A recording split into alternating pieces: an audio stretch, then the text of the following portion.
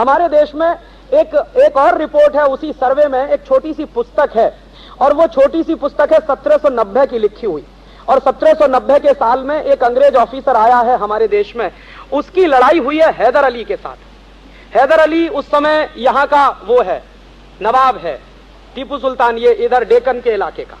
तो हैदर अली से लड़ने के लिए एक अंग्रेज ऑफिसर आया, और वो अंग्रेज ऑफिसर पहले भी कई बार हैदर अली से लड़ चुका है। उस अंग्रेज ऑफिसर की लिखी हुई एक छोटी सी पुस्तक है 30-40 पन्ने की। तो वो तो 30-40 पन्ने की पुस्तक है, बहुत अद्भुत पुस्तक है। तो 1790 के साल की लिखी हुई पुस्तक है, वो भी हाउस ऑफ कॉमन्स की लाइब्रेरी में पड़ी हुई थी, धूल खा रही थी, उसको मैं ले आया। उसमें वो लिख क्या रहा है ऑफिसर, वो लिख रहा है कि मैं हैदर अली से युद्ध लड़ने गया और युद्ध में हार गया, और युद्ध में जब हारा है वो, तो हैदर अली ने उसकी नाक काट ली। हाँ, मारा नहीं है उसको, उसकी नाक काटी है तलवार से, और नाक काट के उसके हाथ में पकड़ा दी और कह दिया कि अब तुम जाओ। तो उस जमाने में क्या होता होगा, अंदाजा मैंने लगाया है। अंदाजे से यह लगता है कि उस जमाने में एक मुहावरा चलता था, आज भी है, कि नाक कटा के आए हैं, माने बेइज्जती करा के आए हैं। तो हैदर अली चाहता तो उसको मार देता, लेकिन वो मारा नहीं है उसको, उसकी नाक काटी है, और नाक काटकर उसके हाथ में पकड़ाई है, और उसको कहा है कि अब तुम भाग जाओ और दोबारा कभी मत आना, अब की बार अगर आए तो तुमको जिंदा नहीं छोड़ूंगा। तो वो ऑफिसर वहां से भागा, और हैदर अली की सीमा के बाहर जब वो निकला है तो एक गांव का जिक्र उसने किया है, वो गांव का नाम मैं भूल रहा हूं, उस किताब में है। वो गांव की सीमा पर जब आया है तो एक नौजवान उससे मिलता है, और वो पूछ रहा है कि तुम्हारी नाक से इतना खून निकल रहा है, तुम जा कहां रहे हो। तो वो समझ नहीं पाया है, टूटी फूटी भाषा में उसने कुछ बताया है। तो वो नौजवान समझा है कि इसकी नाक कटी है, और हाथ में देख रहा है कि कटी हुई नाक है। तो उस नौजवान ने उसको इशारे से कहा है कि तुम रुको, मैं तुम्हारी नाक जोड़ता हूं, माने ऑपरेशन करता हूं। तो वो ले गया, और उसके ऊपर ऑपरेशन हुआ है कुछ 1.5 घंटे का, और 1.5 घंटे के ऑपरेशन के बाद उसने सर्जरी की है, और सर्जरी करके उसकी नाक जोड़ी है, और 15 दिन वो उस नौजवान के साथ रहा है। उसके बाद वापस लौट के लंदन गया। लंदन जाके उसका एक दोस्त है जिसको वो कहता है कि तुमको कुछ नहीं मालूम, सर्जरी तो हिंदुस्तान में होती है। तो लंदन के कुछ सर्जन्स आए हैं, और वो पहुंचे हैं हैदर अली की सीमा में, और हैदर अली को उन्होंने निवेदन किया है कि हमको आपके उन गांव में जाने की इजाजत दीजिए जहां पर सर्जरी करने वाले लोग रहते हैं। तो वो लोग वहां पहुंचे हैं, और वो लोग करीब 1.5-2 साल वहां रहे हैं। सर्जरी उन्होंने सीखी है, और सर्जरी सीखकर वापस लंदन गए हैं, और fellow of the royal society की स्थापना हुई है। माने 1790 में भारत में सर्जरी की टेक्नोलॉजी उपलब्ध है, कोई कल्पना नहीं कर सकता। और यह भी आपको जानकारी दे दूं कि प्लास्टिक सर्जरी दुनिया में सबसे पहले भारत में आई है, यूरोप में यहां से गई है। यूरोपियंस आए हैं, यहां से प्लास्टिक सर्जरी सीख कर गए हैं, और तब यूरोप में प्लास्टिक सर्जरी बनी है, और उसके आधार पर इंस्टीट्यूट चले हैं। तो वो पुस्तक में 70-80 पन्ने हैं, बड़े जर्जर अवस्था में है। मैंने उसको कंप्यूटर में फीड करके उसका प्रिंट आउट निकाला, और उसको रिप्रोड्यूस करने वाला हूं मैं उस पुस्तक को, और इस देश के मेडिकल कॉलेजेस में भेजने वाला हूं कि देखो पढ़ो इसमें क्या लिखा है। और तब इस देश के डॉक्टरों को शर्म आएगी ये कहते हुए कि हम FRS होके आए हैं लंदन से।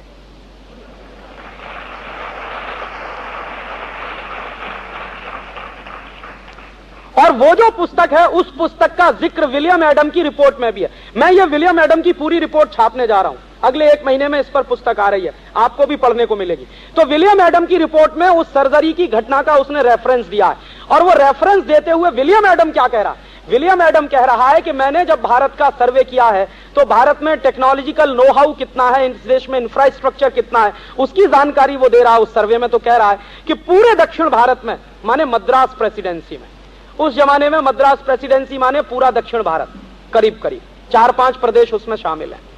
तो वो कह रहा है कि पूरी की पूरी मद्रास प्रेसिडेंसी में 1.5 लाख कॉलेजेस हैं। गांव कितने मालूम है उस समय? गांव की संख्या है मद्रास प्रेसिडेंसी में 1820 के आसपास, जो रेवेन्यू के डॉक्यूमेंट्स आर्काइव्स में पड़े हैं उनको निकालकर मैंने गांव की संख्या कैलकुलेट की है, तो 1,47,000 गांव हैं, और कॉलेजेस 1.5 लाख है। ऑन एन एवरेज हर गांव में 1-1.25 कॉलेज है या 1.5 कॉलेज है, मान लीजिए। एवरेज वैसे निकालना नहीं चाहिए, ये सबसे इडियोटिक वो है कैलकुलेशन, लेकिन फिर भी अपनी सुविधा के लिए हम कर लें। तो हर गांव में 1 कॉलेज है, और उस कॉलेज का क्लासिफिकेशन है। विलियम एडम के सर्वे की रिपोर्ट में उन कॉलेजेस का क्लासिफिकेशन है। किस आधार का क्लासिफिकेशन है कि इनमें से ऐसे कॉलेजेस कितने हैं जो हायर लर्निंग इंस्टीट्यूट्स हैं, जो शब्द इस्तेमाल किया है विलियम एडम ने, हायर लर्निंग इंस्टीट्यूट्स कितने हैं इसमें, तो विलियम एडम की रिपोर्ट कह रही है कि कम से कम 22 से 25 हजार हायर लर्निंग इंस्टीट्यूट्स।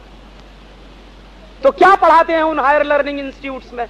तो उसने लिस्ट बताई है ब्रिटिश पार्लियामेंट को कि इनमें क्या क्या पढ़ाई होती है, तो वो सब नाम संस्कृत में है। अगर मैं संस्कृत बोलना शुरू करूंगा तो आपको समझ में नहीं आएगा, क्योंकि हम लोग यही नहीं जानते हैं, तो इसलिए अंग्रेजी में बोल रहा हूं। क्या क्या पढ़ाया जाता है, तो नंबर 1 पे कह रहा है कि यहां एस्ट्रोफिजिक्स पढ़ाई जाती है।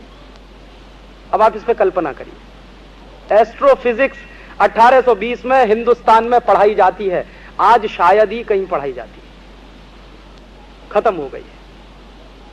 दूसरा वो कह रहा है कि यहां मैथमेटिक्स पढ़ाया जाता है, तो उसको वो कह रहा है वैदिक मैथमेटिक्स है। और विलियम एडम कह रहा है कि ये जो वैदिक मैथमेटिक्स है ये इतना अद्भुत है कि कोई भी वैदिक मैथमेटिक्स का स्टूडेंट जब आता है, बड़े से बड़ा कैलकुलेशन दे दो, सेकंड्स में हल कर देता।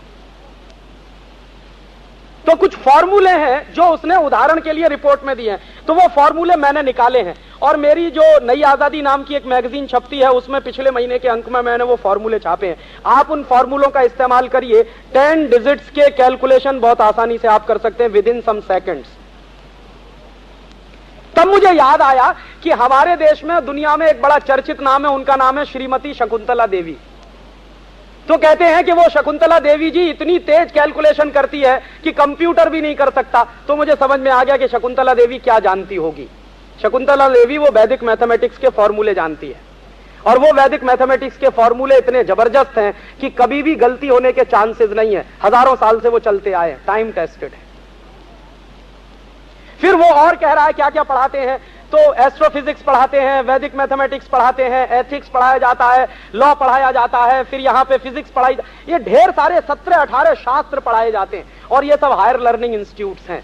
और इन हायर लर्निंग इंस्टीट्यूट्स में पढ़ने वाले जो स्टूडेंट्स हैं वो यूरोप के किसी भी बड़े साइंटिस्ट के मुकाबले बहुत बेहतरीन है। ये विलियम एडम का लिखा हुआ वाक्य है।